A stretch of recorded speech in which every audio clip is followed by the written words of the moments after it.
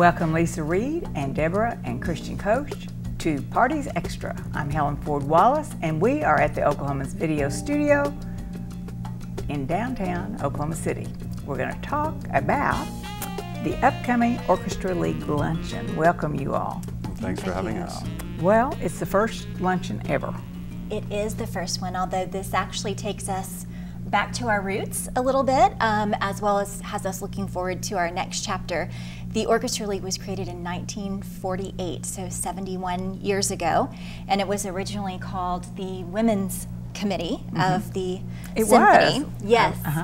And Mary Ruth Ferguson, our founding president, tells the story about how if you agreed over the phone to buy tickets to the symphony, that they would show up on your doorstep within 30 minutes. And so that was, they were struggling at the time. The economy was right after World War II. And so the chair, or the president of Columbia Artists, came to town, and she was among the group of women who entertained him while he was here. And he kept saying, "Your women's committee of your symphony, and your women's committee this and that." And they said, "Well, we don't have a women's committee." And he said, "Look, you can call it whatever you want, but your symphony simply cannot survive without one." And so, of course, the wonderful women created it, and they were handed a $7,000 or $6,000 budget from the symphony that first year and told that they needed to raise that. Well, they had struggled to decide whether or not their dues were going to be $1 or $1.50 a year. So as you can imagine, $6,000 was a pretty daunting number. And they actually did that through a series of luncheons. They did. So we're returning to our roots. You surely are. So this one is April, what day? April 18th. Where? Thursday. At the Oklahoma City Golf and Country Club. And what time? It starts at 11:30 is when the doors open, and we will have a 1-hour program that starts promptly at noon. You all are always on time, I think. We try hard. And I think it's very interesting that you've returned to a luncheon. I think is it the first annual? It is. We're very hopeful that it catches on and that it'll be a successful event each year. And so how many people you think are coming this year? We're expecting about 300. Maybe 350. And you have a great video that's going to be shown, is that right? We have a video that's in the works. We're rolling out a new mission video that tells all about the programs of the Orchestra League and the Philharmonic.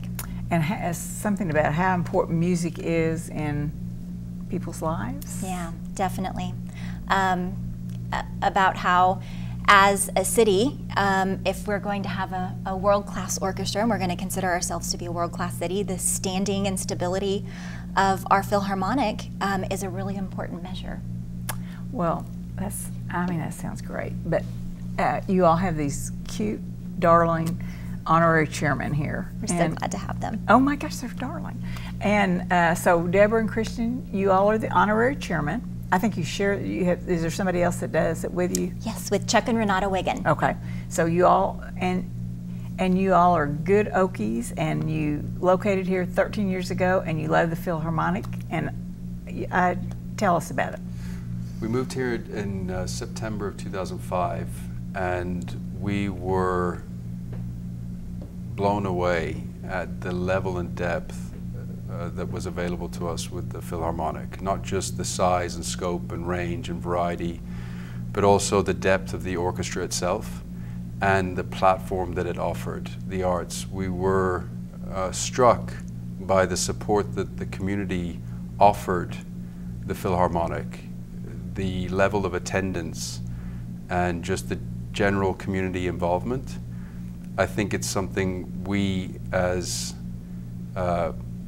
Okies now, really appreciate and really are grateful for. And we know, in light of the story just told, the amount of effort that has gone into building this world-class orchestra, and our goal of being involved, apart from we're very grateful to be involved and that we're asked to be associated with something that we have such high regard for, is to continue on the legacy as best we can and continue to push and spread the word and share what we think only adds color, light, and sound to this great city. that has, in our tenure here, has gone through so much change, has seen so much progress, has diversified in terms of its offerings with sport and other aspects, but fundamentally the arts play such an integral part of a community in making or giving it true foundation from color and sound, and the Philharmonic for us is very close to our hearts as a result of that. And for us looking at the development of our children and their peers and what they have on their doorstep versus having to travel farther afield.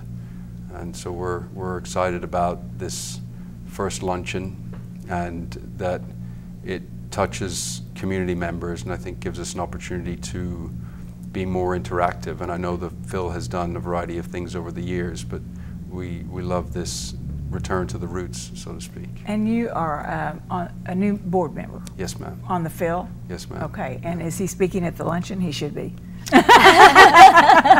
I think he may have just earned himself a spot. At least the welcome, right? Oh my gosh, that sells me for sure. Okay, so so what is your role for the luncheon? You all will just be there and welcome everybody, and yeah, I think our role for the luncheon has been to try and certainly reach out to our peers and the people that are both peers at whether it's through work or school or otherwise, and friends, and hopefully they will attend in numbers, and hopefully they'll get a chance to see more in person what the Phil represents versus just attending a performance. I think that what the luncheon offers with having our new maestro present, I think that's phenomenal opportunity for people to see him in more close proximity. And certainly the interaction that we've had with him to date has been great, and we really think he's a phenomenal addition to the city. I think we're certainly, as attendees of the Phil, very grateful for him to have joined the community. And Deborah, your children like music too? They do indeed. They take piano lessons, and they have a great appreciation for the arts in general, but because of Christian and my interest in the Philharmonic, they certainly gravitate towards music. And we're very grateful for the Philharmonic. No matter what your taste is, I think they cater to everything, through the pops or the classics, through the Discovery series for families. I think they lend themselves to every interest and taste. So we're very grateful to them for their give back to the community. I think it's very important, and they do a great job. Especially for the children. I think that's very important. We agree. Yeah. The maestro will speak at and perform. He will actually be performing. I think maybe it's a little bit unusual to have a maestro who plays an instrument. He plays a few instruments. Wow. And we have a lovely young man named Henry Engel, who is an incredible violinist, who is actually the winner of our Buttram Competitions program in both violin and quartet. And he will be playing a Mendelssohn piece, and he will be accompanied by our very own maestro. That'll be fun. So, and you have, for this luncheon, you have table captains or something like. Tell us the setup. We do. That's our invitation strategy. There's no cost to attend the luncheon. It's complimentary, but it's our job to inspire our donors, our guests, to invest in the mission of the organization. And so we hope that through our program that we will inspire them to open their checkbooks and to become lifelong donors for the Philharmonic. I think people assume that the Philharmonic ticket sales cover the cost of the operation of the orchestra each year, but it actually is less than half of what it costs for the organization to operate. And so we are reliant on philanthropic giving for about $2.5 million of our budget each year. We're hoping to grow that audience and grow our donors. And your fundraising, I mean, you do very well with your fundraising, I think, too. You've had the show house, I think, for years. This show house for now, this will be the 46th and you're Symphony have show one. House coming up this year. Mm-hmm. Yes, so we work hard, but we were definitely relying on the generosity of our community, and we're grateful that they continuously step up to make sure that we have a strong Philharmonic that we can all be proud of. Are you all sold out? No, not quite. We've got a few spaces left. And reservations still are open till Yes. till when? Yes, they are until April 10th. Okay, who's the chairman? The chairman of the Orchestra League? No, or the luncheon. of the luncheon, Kristen Ferrati is actually serving as the working chairman. She is our development chair for the board of directors, and she is also our president-elect. Oh, she's got quite. She's wearing lots of hats. We're very Okay, grateful and to have her. so the luncheon really came about as a, how did you all resurrect it, I guess is what I mean, what made you think, well, let's do a luncheon? Well, knowing that there are so many needs and that we have this wonderful new maestro who has this vision for the Philharmonic to connect with the community in so many different ways, and we wanted to continue to support the programs that exist and possibly expand our 19 music education programs.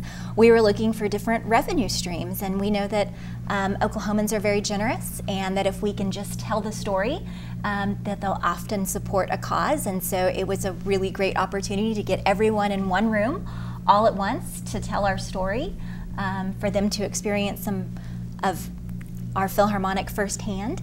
And so we landed on that luncheon, getting everyone together all at once. Well, I think you all do a good job. Thank whatever, you so whenever, much. Whatever you do. So, let's see. The ticket sales are really important too. I mean, to get this money coming in. I mean, when they write their check. Yes. Do you give them an amount they have to give you? We are hoping that we'll get at least $100 per person, but we're hoping that people will make maybe some multi-year pledges as well, so that we can count on those from one year to the next. Perfect. Okay, so has the Orchestra League merged, or aren't you all merging with? We are. How's that? Tell us about that. The Orchestra League and the Oklahoma City Philharmonic have been very tight partners for many years, and it makes a lot of sense for us to consolidate our operations. And so officially on April 1st, we will be one. I think in terms of how the community sees us, I'm not sure that anything will change all that much, but we will function more efficiently and even more effectively as one entity. What's the name of it? What will it be? It's no names change. Everything stays the same.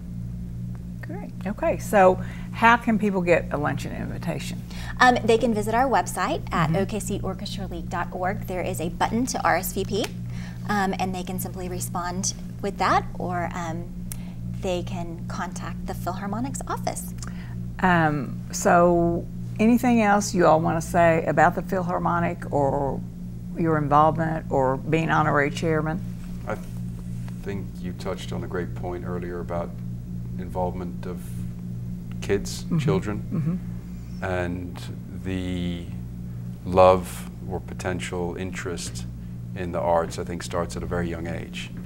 And hopefully we can do a decent enough job trying to spread that into the community. And it has proven to be, amongst communities throughout the world, a very important factor in the development of the community and its ambitions and also its culture that it has throughout. And I think it's important that we focus on it touching the community at large. This is not a drive specific to anything other than the role the Philharmonic plays in the community at large, from the full spectrum, and the talent we have. I think we'd be remiss if we didn't open that up and at least do our part to spread that to the youth, as well as focus on continuing to support the Phil and its needs to be as deliver in the way it does. They're today. truly wonderful. Yeah. Some of our Philharmonic musicians got their start through some of the programs that have been is that offered. right? They're playing on the stage now, and they were winners of our Buttram competition, just like we have one on stage for this luncheon. There are ones who sit on stage every time the Philharmonic takes the stage, who got their start that way. So we have 130 schools who are dependent upon the Orchestra League and the Philharmonic to keep music alive in their classrooms.